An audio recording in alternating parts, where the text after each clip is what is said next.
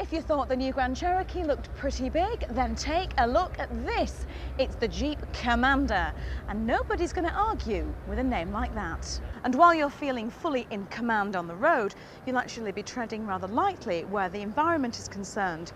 Following the theme of alternative fuels with Daimler Chrysler's concept this year, the Commander features fuel cell technology. The basic idea of a fuel cell is an old idea. An English inventor 159 years ago surmised that if you could use electricity to applied to water to generate hydrogen and oxygen, why not do it backwards and put hydrogen and oxygen together and generate water and electricity. And that's basically what a fuel cell does. And today they're used in the space shuttle and in the space station, and they cost several $1 million each. So there's obviously a limited market, but there's a great deal of interest in trying to reduce the cost of a fuel cell down to the point where you could put it into a vehicle and use it as a very clean power source, making nothing but water. The big challenge, of course, with doing that, apart from the cost of a fuel cell, is that hydrogen is hard to find.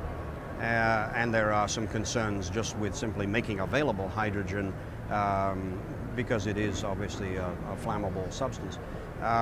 What we tried to do, 2 years ago, we broached the idea of reforming gasoline into hydrogen on board the vehicle. And we said 2 years ago that we would be back in 2 years with how we'd done. And so the Commander demonstrates basically a progress report on how we're doing. Even when using technology like that, you'd think that the weight of a vehicle that stands 69.5 inches tall and is a massive 80 inches wide would be a problem. But no, to compensate, Chrysler have used the same injection moulded plastic that's featured in many of their previous concepts.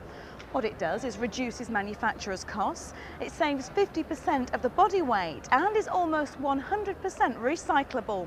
Who said you can't have brains with brawn as well?